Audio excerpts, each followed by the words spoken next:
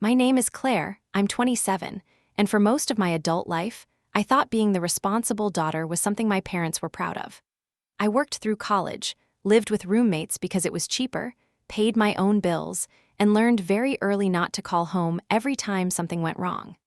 I never thought that independence would become the reason my parents decided I deserved less from them, and the reason they expected more from me. My older sister is 35. Her life has been much less stable than mine. She has tried different jobs over the years, but nothing has lasted for very long.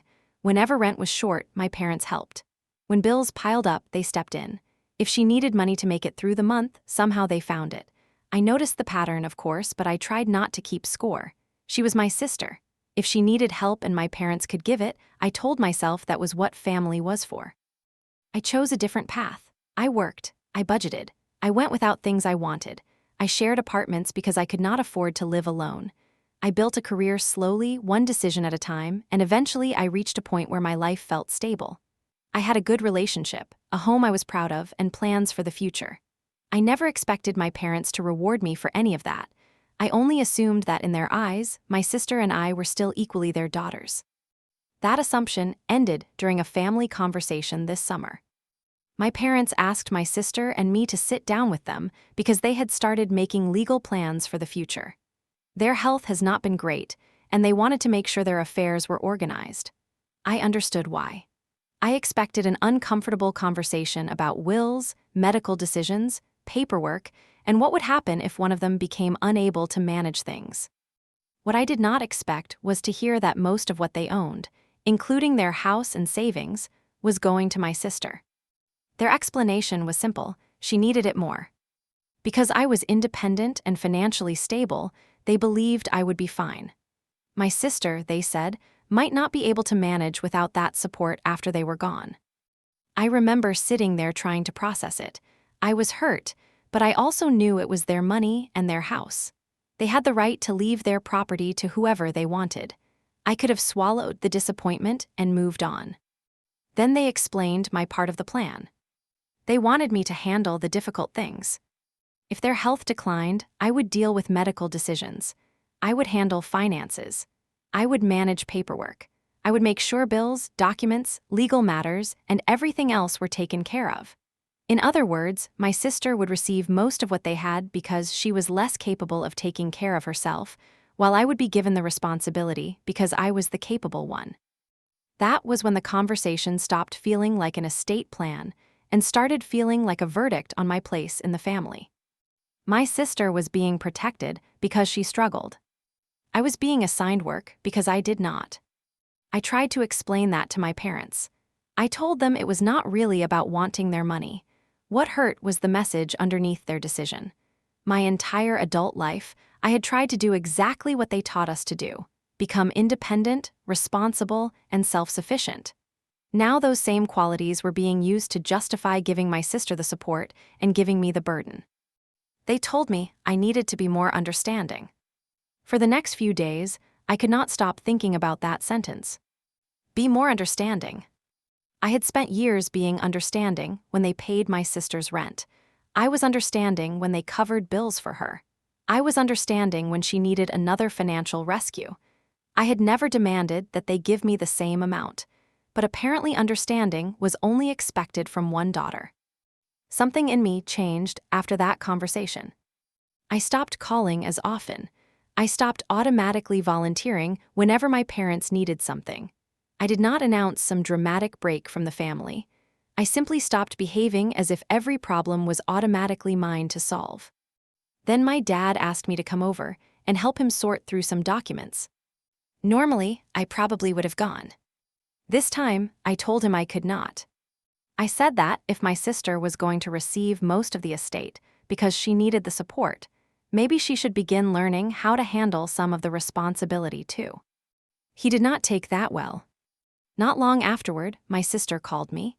She sounded uncomfortable and apologized, even though I did not actually blame her for what our parents had decided. I told her that directly. I was not angry with her for struggling, and I was not angry that our parents wanted to help her. I was hurt because our parents had created two completely different roles for us. She was the daughter who needed to be protected. I was the daughter who was expected to carry everything. And somehow, because I was better at carrying things, nobody seemed to ask whether they were getting too heavy. If you have ever been the responsible one in your family, the person everyone assumes will cope, fix things, make the calls, and show up no matter what, tell me in the comments. Sometimes the child who asks for the least is the one everyone forgets to ask if she needs anything at all. After reading through advice and thinking about it overnight, I realized avoiding the issue was not enough.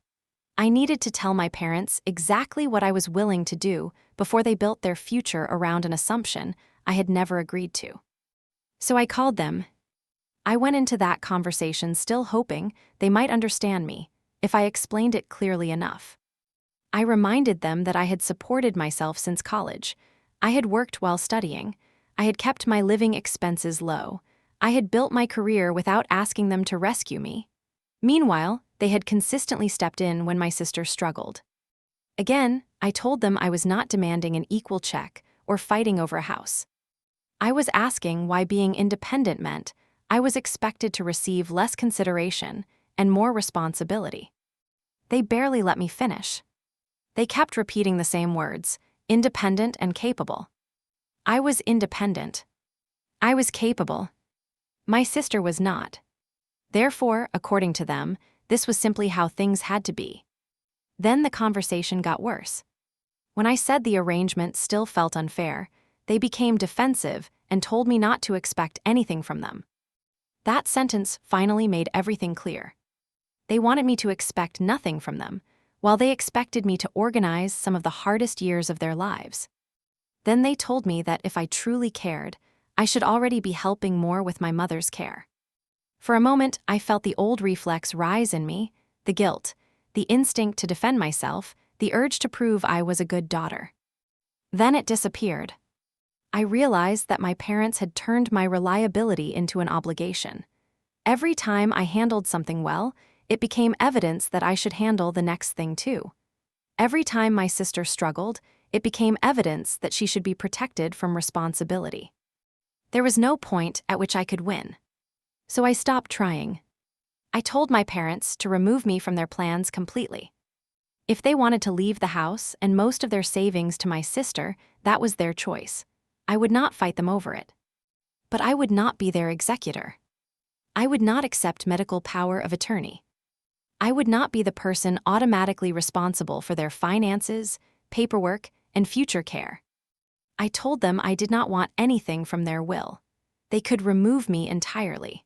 And because I was stepping away from those responsibilities, they needed to make other arrangements now, whether that meant involving my sister, hiring professional help, or creating another plan. They had the right to decide what happened to their assets. I had the right to decide what happened to my time and my life. The call exploded after that. There was yelling, there was crying. They were angry that I could step away when family was supposed to help family.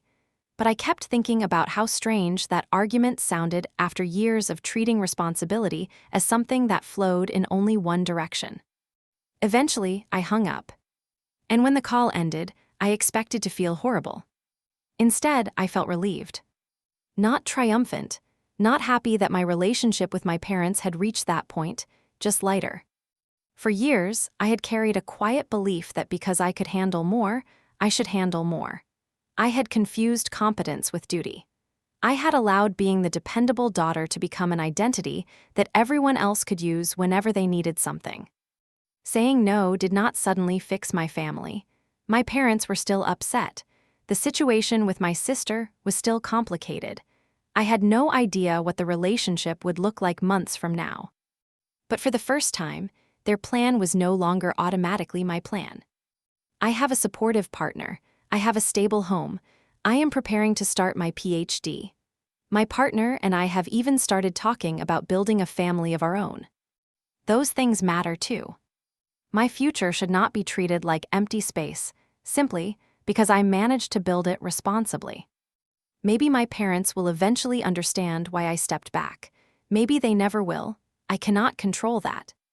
What I can control is whether I agree to spend the next chapter of my life proving, again and again, that I am capable enough to carry everyone else.